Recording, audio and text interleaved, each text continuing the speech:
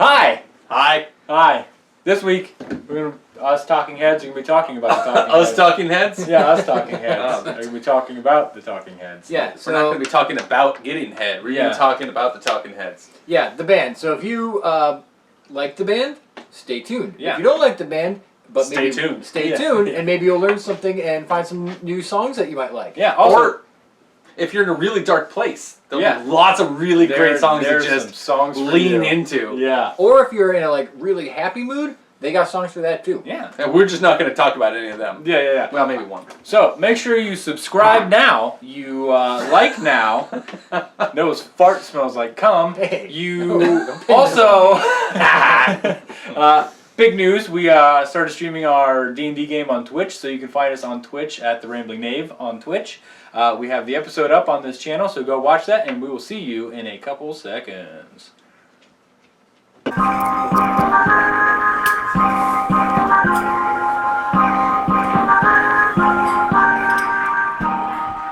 Hello, welcome to this week's episode of The Rambling Knave. I'm Brandon. And I'm a psycho killer. Qu'est-ce que c'est? Gesundheit.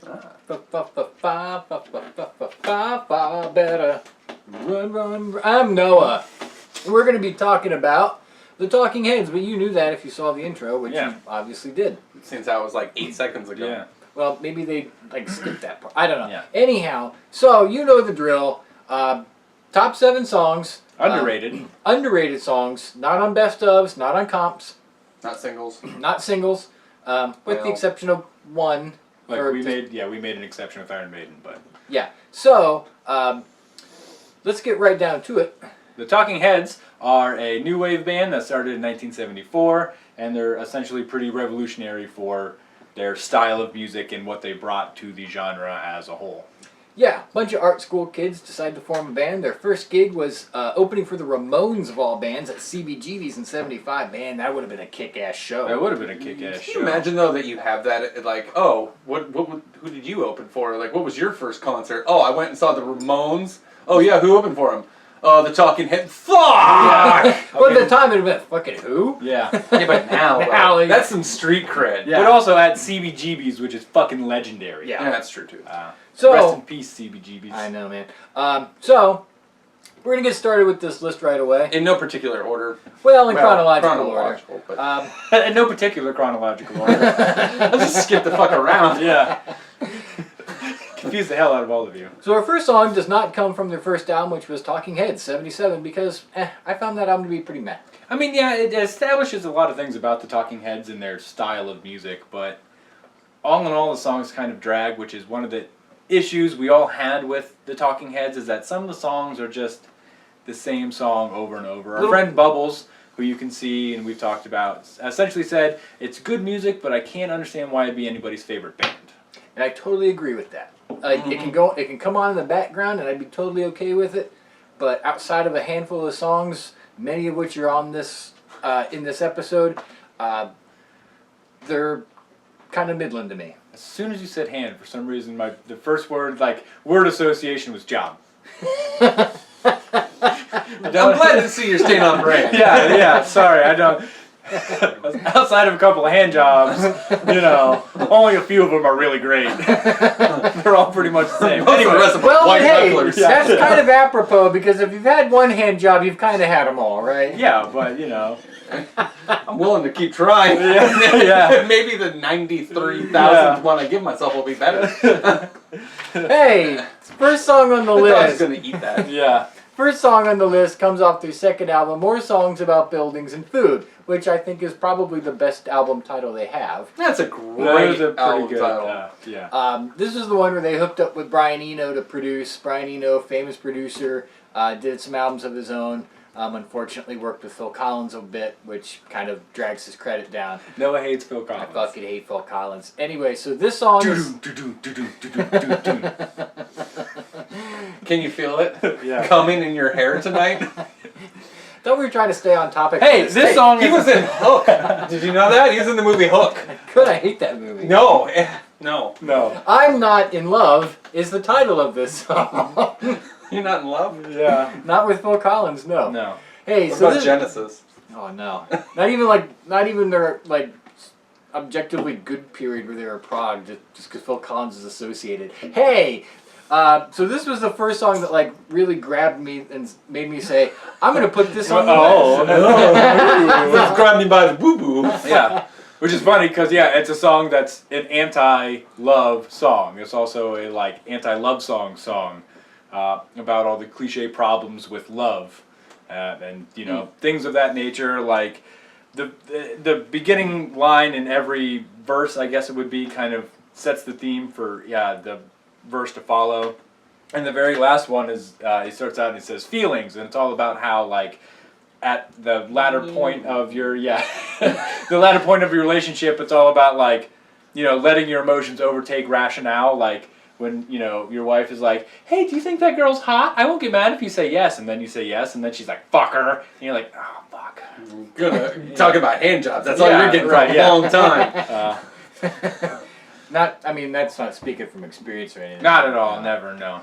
So the part of the song that I enjoy most, like, as a bass player, a really good bass line really like jives with me, and this song has a really kick-ass bass line. Like it's not complicated or technical. It's not simple either, but it's just fucking tight. It's groovy. Like a toiga? Yes, like a toiga. And it's just like it continues. It's the same it's the same variation throughout, which is again part of the thing about the Talking Heads. Yeah. But like they vary it up just enough, like when they're getting to the jam sessions, like doo doo doo boo, and it slides down a little bit, and then like kicks into another fill in the next measure. It's like Yeah, and that's one of the things that I enjoy about the Talking Heads is that when they're on, they are on, and the songs are just like, even if it's like 4 minutes of the same riff, if they play it right and they with that riff, exactly. Like in this song where that groovy riff just kind of like keeps going, but like you don't mind because you're just like, play that again. Yeah. Okay, fucking play that shit again. But then there's some songs where you're like, man, please stop playing that. This one. They have a very high ceiling, but an extremely low floor. Yeah. Like there are Midland songs, but I mean, generally speaking, it's either like here or here. Yeah. I mean, it's like a redhead. They're either really hot or fugly. They're just too Irish to fuck. Sorry, Ryan. The next song is not really poppy or happy. Oh, it's depressing. It's very depressing. It's Listening Wind off of Remain in Light from 1980. And this is actually a pretty controversial song, all things told, because of the lyrical content of it, which is essentially, it's a terrorist during colonialism, or like, during a colonial occupation of some country, and it's all about the terrorist justifications for why he's blowing them up. Yeah. And it's really dark, and it's really haunting, and the whole song throughout is kind of eerie and off-putting with a lot of the like kind of shrill notes that they hit and just kind of let ring out. The prominence of the use of wind as like meaning the wind of the explosion, but also the wind as a cleansing wind for the titular Mojik, who is the character in the song. Is it the protagonist? Yeah, the protagonist. Yes. For him, the wind is this uplifting, cleansing thing for him and his people to get rid of what he perceives as evil. And even David Byrne himself said it's a very controversial song that they don't play live. Because of for content.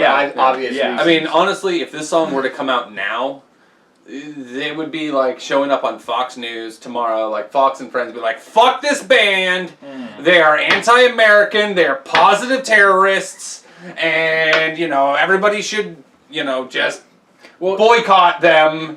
Even Byrne said himself that Americans wouldn't understand the context of it because they would just use the argument that, they're just jealous of us and all the things we have, as opposed to really getting into it, because Mojik is essentially not technically a slave, but he's like working for these colonialists, and he's doing all these things, and he sees them in their rich fancy houses while they're still living in poverty because these people came in and contributing nothing to their society. And so it's giving a justification for why he would do something like that, why the character would do something like that. I mean, honestly, even though it's the name Mojik, I mean, they had to have been talking about the Philippines, because really that's the only colony we really ever had, and yeah, we treated them like garbage. I mean, we treated well, not necessarily us, but colonialists just treated the world like. Oh yeah, but I mean, as an American, like we treated the Philippines. I mean, they were our little brother, and then we just let the Japanese just fucking murder them like crazy. Yeah, great times. Yeah. So beyond the subject matter, which again, dark. Yeah. The actual music within is like, it's super catchy, which is weird. Like, the chorus is like the wind in my heart, and so but even the way the lyrical rhythm starts in the beginning, it's Mojik. Dun dun dun dun dun dun dun dun dun. Yeah, the vocal cadence is really it helps propel the song forward. it meshes with the beat, and like it kind of it's just an odd vocal cadence that really goes with the beat. And I should note that on this album is when they started really getting into like African music influence.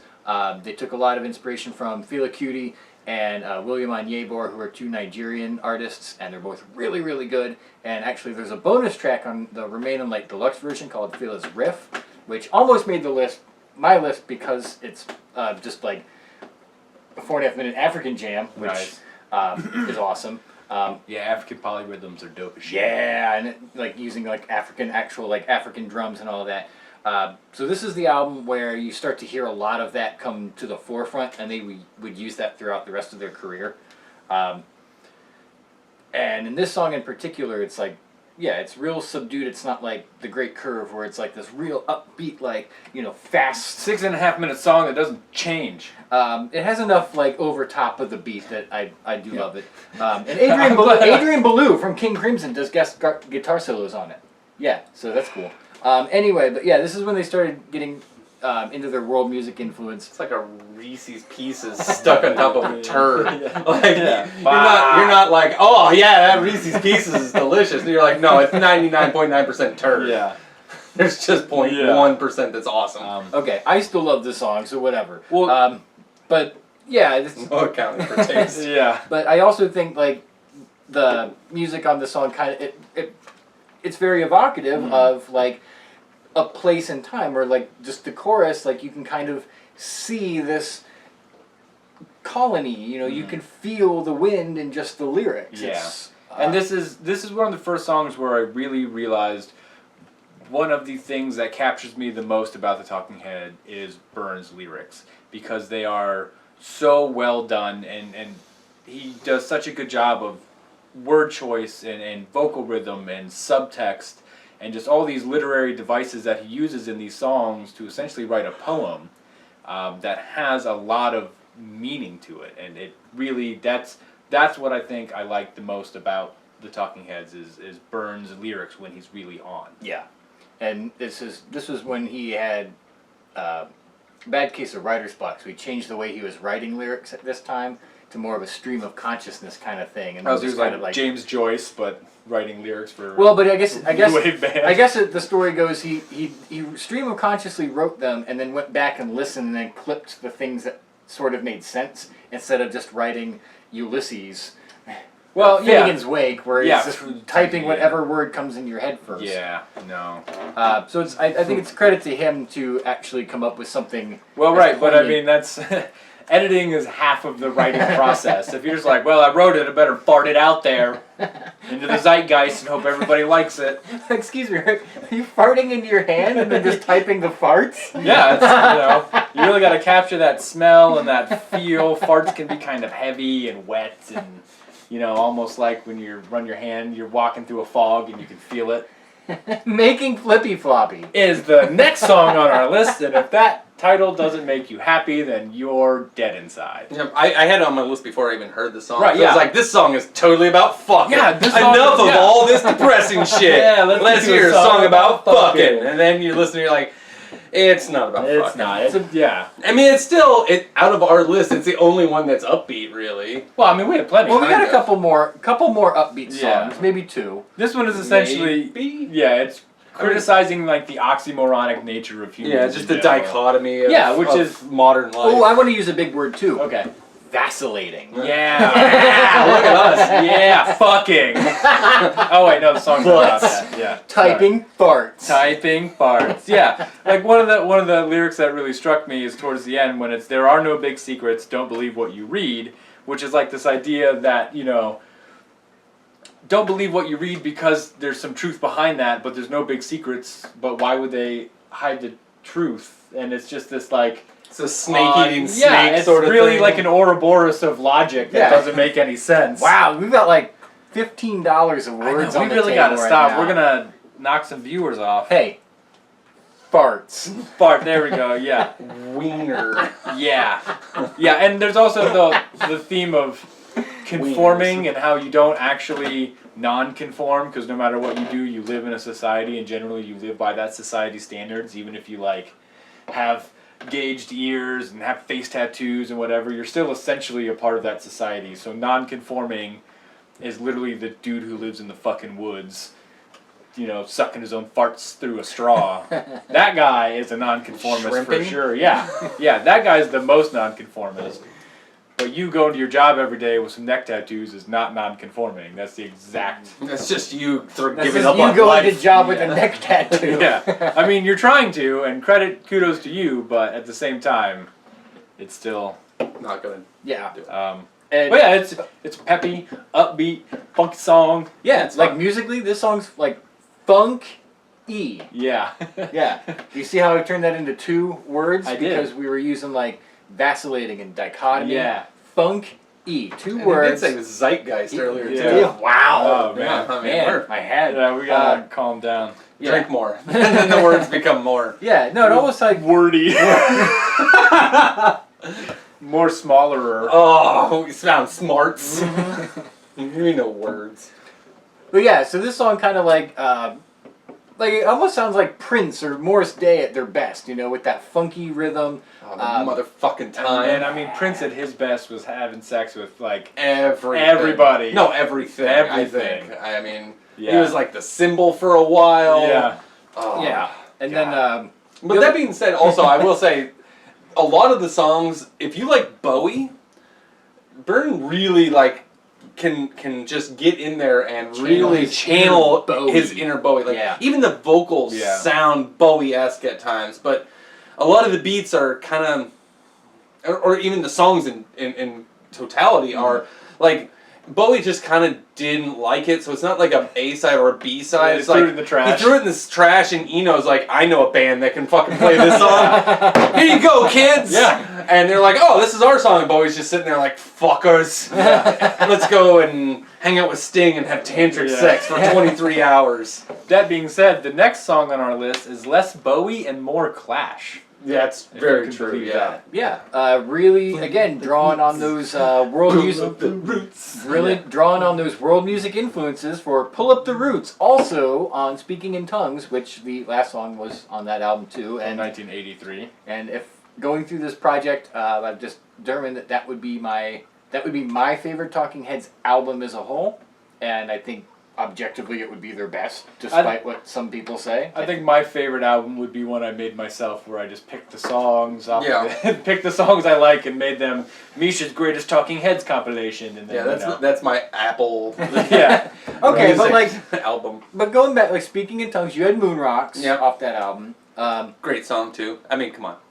NASA. Yeah, I Get Wild, Wet Gravity is on that album. That That's I a love cool that song. It's like the Talking Heads spin on reggae. Yeah, but like it works. And I don't Yeah. even like reggae for the most part, and they've done that. They also do that again later, and it doesn't work as well. But yeah, I Get Wild. Yeah, you and didn't it's- like that other song that's very reggae. Which one? First song off Naked. Totally free. No, I didn't like that song. Totally Nude. Totally dude, yeah. I didn't like that song because it sounded too much like Nothing But Flowers. But I can understand how you enjoy a song about living life totally nude. Totally nude. Anyways, back to the song. I actually, when I heard the song the first time, I'm like, Misha's picking this song. I did. It's gonna be he's gonna talk about him living totally nude in a No. pond full of manatees. I'm pretty sure I'm right. That is totally free. I think you guys are missing the content. Free Anyways, balling. back to Manatees. the song at hand, which, if you're lost, is pull up the roots. Hatching manatees. And the title, I would love to hatch manatees. I would live with them and just be drunk all the time. The title is actually literal and figurative because it has this very sort of apocalyptic nature like London Calling had, where it's all about this idea of, you know, literally ripping up the roots of like trees and vegetations to build a city, and also ripping up your like ancestral or your ethnic or your cultural roots to move to the city from or to conform again. yeah, essentially to conform to the city's standards. So you're pulling up those roots to move to the city, and you're getting rid of all the nature out there. And it's, yeah, I mean, that's pretty apocalyptic to me in a different sense than like we're used to. Like I feel like there's different types of apocalypses. Apocalypse? Apocalypse? Yeah, I don't know what. Apoctopus? And Somebody's getting pregnant. Yeah. Apocalyptopus. Yeah. And I think it's New band name. Yeah. Called it, yeah. trademarked Rambling Knave. Apoctolyptopus. Yeah. And again, I think it's A cockalypse. one of the cool things about, you know, like, it's kind of this grim subject matter, but hang on for another big word, it's juxtaposed Yeah. against a really peppy song. Oh, it really like, is, this yeah. shit's Yeah. upbeat. It makes you want to dance spontaneously. It really you can does, hum yeah. it and sing it while you're dancing in your kitchen like an idiot. Well, I mean, even which the I may or may not have been doing all day today. even Or- the song has the lines about how I think it's like Baby Likes to Sing, where it's like Yeah. you're just ignoring whatever's happening just because you're so consumed by the popular media at the time that you're just like, yeah, I don't care that they're killing the forest. Like, man, get into this new jam. And I Yeah. think that's like they're doing the poppy peppy music tongue in cheek and like you guys are gonna love the song and miss the fucking meaning entirely kind of thing. you know? And honestly, you know, you were saying, you know, I got out of it a little bit different. I got like people, again, this whole American thing, because they were totally on that tip, is just the, you know, come to America, you know, we'll take your poor, your sick, Yeah, but you damn sure better fucking be American when you get here. You I don't care, you're from Czechoslovakia? No, you're American. Oh, hey, we were Yeah, in I that know. area. I know, that's why I said it.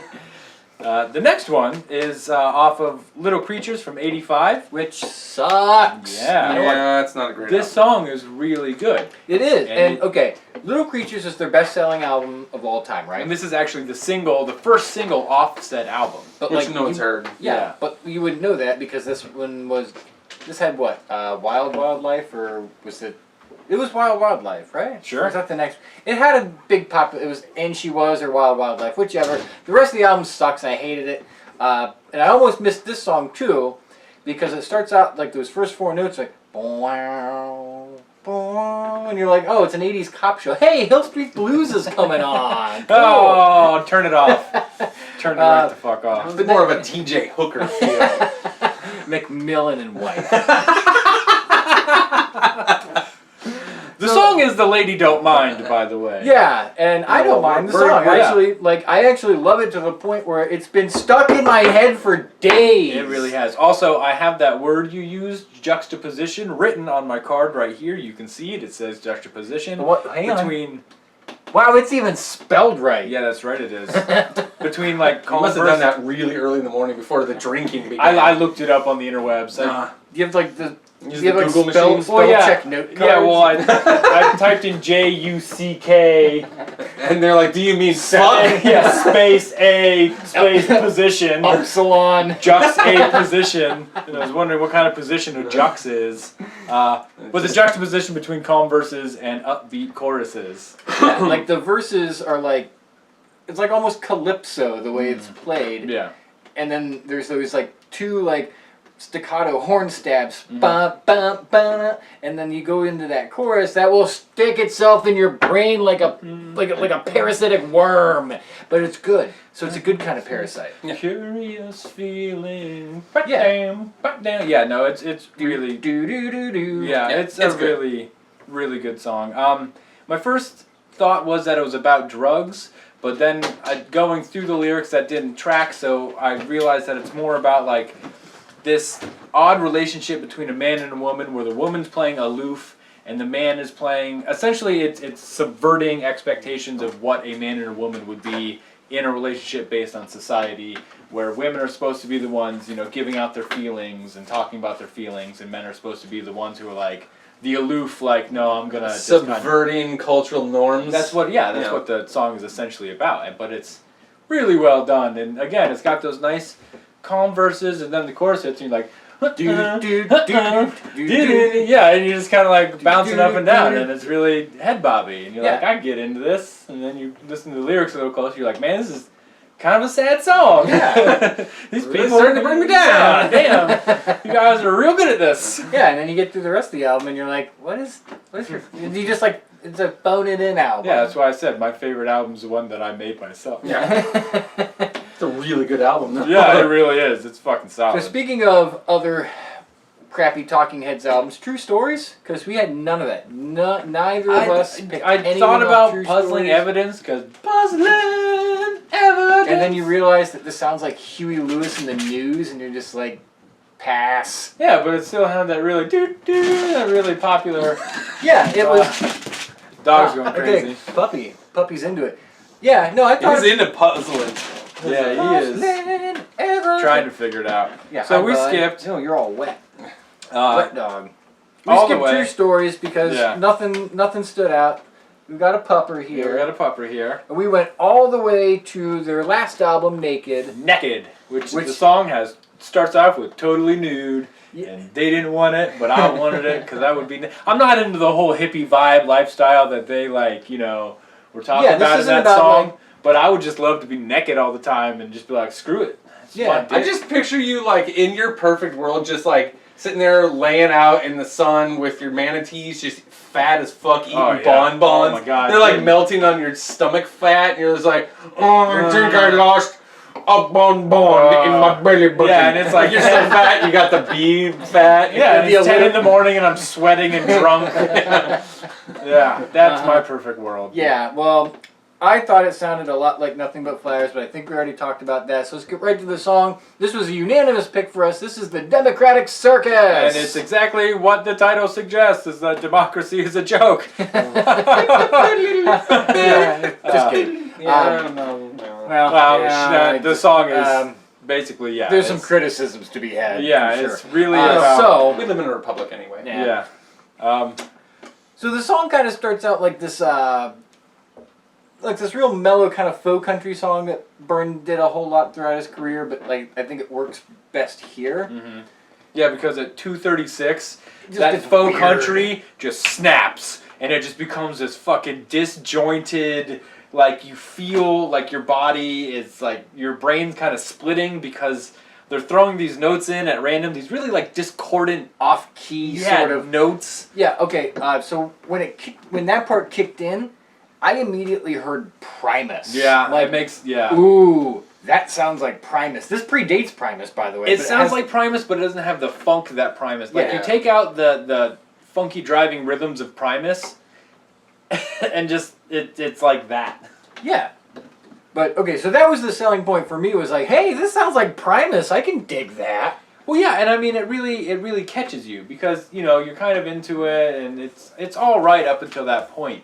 But when that part hits, it just snaps you right back into the song. Like, there's those songs we've talked about before where you kind of tune out. Yeah. And you could potentially tune out those first couple of minutes until that part hits, and you're like, oh, what the fuck is happening? That was a weird note. Yeah, and if you come in at the wrong time, like right when the acid kicks in, like your trip is probably not going to be that good, because you're not in tune with the frequencies of the universe anymore. This is like the frequencies of hell, almost. Yeah. Well, but I mean, that's part and parcel of the song. It's like the Democratic Circus, when the caucuses come to town, and it's, like the conventions, and it's all a bunch of just the fucking, like cock and pony show. Is that the term? Whatever. They're Bull all and pony. cock. Pony. They're all cocks. It's a dog and pony show. Yeah. But, I mean, we know where your fucking mind was. Yeah. You're like, I like watching horse porn. Yeah. You gotta go to those German sites.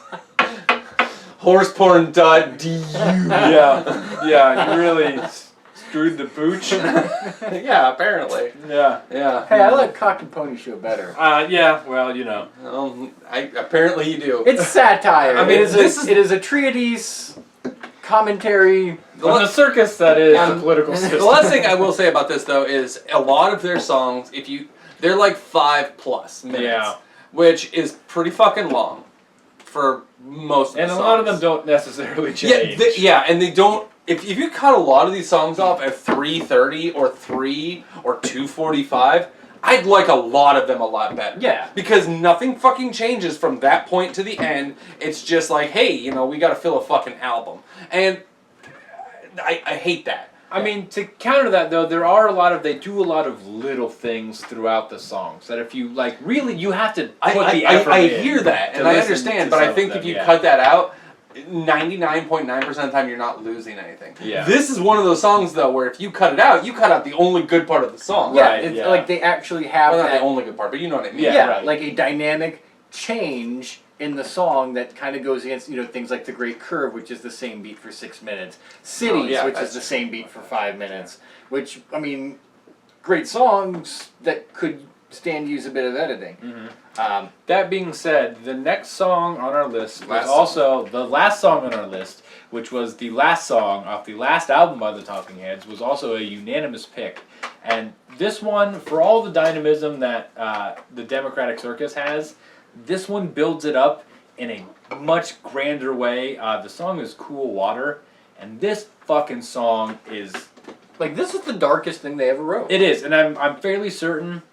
And that's It's- saying something because yeah. they have Listening Wind, but Yeah. this song is like This even song, I'm darker fairly than that. certain it's about the Holocaust, which I don't know that there's much grimmer you can get. You can Yeah. talk about Pol Pot or Stalin or whatever you want to talk about, but the Holocaust is probably as grim as you can get. And the reason I say that is because within the song there's a lot of religious imagery. As soon as I heard the word priest and how he walks by, I got in my head that, okay, when they talk about all these people considered at a table with the rest of us, it becomes the Last Supper, and how that's a Christian tradition and not a Jewish tradition. And then at the very end, there's people drowning in a flood, which is, very Old Testament, which is Jewish tradition. And there's another piece closer to the beginning that's also very religious and very representative of the Jewish culture too.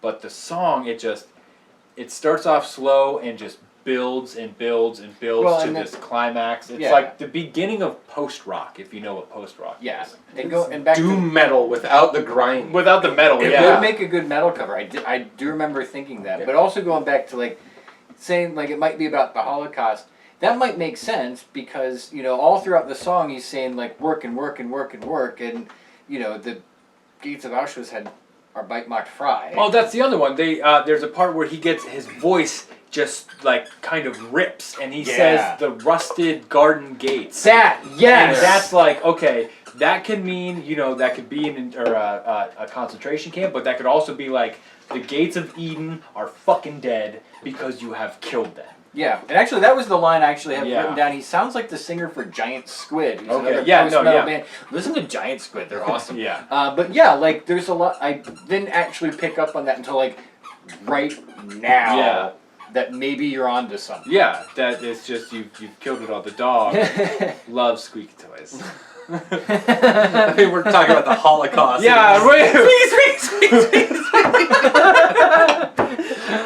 There's your making flippy floppy for the day. We just I think it's interesting because David Byrne has gone on record to say that True Stories and Naked. He said at first I thought these songs were overrated, but I was wrong. They're terrible. Yeah. But this song is amazing. Yeah, this song and the Democratic Circus are both off of Naked, and they're both really good songs. Yeah. I mean, was he just upset because they didn't sound like old Talking Head songs, which is just 4 minutes of a funky bass riff with some noodling in between? Because these songs actually show artistic progression to something beyond yourself. Exactly, that's what I'm Yeah, saying. they build, they change, they go through movements within the song instead of here's a program beat, let's just throw fills and accents on top of it. Yeah, because the drums don't kick in for a few seconds, and even when they come in, it's this really soft kind of rumbling, and the song continues to build momentum until it hits the climax, which is this very overwhelming noise almost, and then Burns' voice gets really harsh and grim, and then people drown in a flood. Yeah, and then that's it. That's the end of the Talking Yeah. Heads. Last song, last album, that was it. That was the last thing they ever wrote, and I think that's fucking brilliant. I mean, to be fair, it's pretty brilliant. Coming from Talking Head 77, where it was basically like... yeah, it was basically like, You know... listen to Devo. Yeah, to this. To this, where it's like, wow, that was unique as hell for Yeah. 1988, and still kind of unique now. Yeah, again, it's almost like the beginnings of post-rock. Because when did Neurosis come out? Like, 89? And they were They punk formed back, in, they were yeah, punk back they then. formed in like 89, and they're like considered the post-metal, Yeah, you know. but yeah, like I think it's just a genius way to go out with like, you make your career off these like happy poppy singles, Once in a Lifetime, And She Was, Wild Wildlife, or like you hear them at the grocery store when you're shopping, and the song that you don't know is that ended their, effectively ends their career, is this dark fucking tale. Well, but that's the thing. I mean, that makes sense, right? A lot of their lyrics are these kind of dark themes. Yeah. And you put it to poppy music, and you're just like, oh, whatever. The music sounds happy, so clearly it's a happy song. But then they crush you Emotionally, when you read the lyrics or listen to the lyrics. You read these lyrics about just people working themselves to death, and you're just like, yep. Well, all right. Well, that's what you've been talking about the whole time. I Yeah. just didn't get it until And- right now. And one last thing, I will point out that we are unintentionally smart because, very unintentionally smart. Unintentionally smart. Because we planned doing this one like a long time ago, and in doing research this morning, I pulled something up, and Burn has a hit on Broadway that opened yesterday, apparently. Oh, cool. So, Yeah. like called American Utopia or something like that. Yeah. That's true. And he's like big time now into like drum lines. Okay. So there's a whole lot of drum line going on in this play or musical. I don't know, whatever. Okay. Whatever he's doing. But anyway, we planned this out months ago, not knowing, and like he's doing something, and he has a hit on Broadway. So I mean, fucking go you. Yeah, Thanks, so Universe, hey, for making this topical. yeah, topical. Yeah. So maybe we'll get some viewers from like looking around for Right. more David Byrne stuff. Yeah. Yeah, it's like when Hamilton came out, everybody was like, "Oh, let's look at Hamilton shit," and Yeah. they could have found us. Like We talking should, about, at like, that point, we Alexander should have done Hamilton. Hamilton cosplay. Okay, well next time we'll just figure out the next big Broadway play. I hope it's Harry Potter. Oh, we can do a Broadway episode, right? Sure. And just talk about cats the whole time. Fucking love Cat, dude. Rum Tum Tugger. Anyways.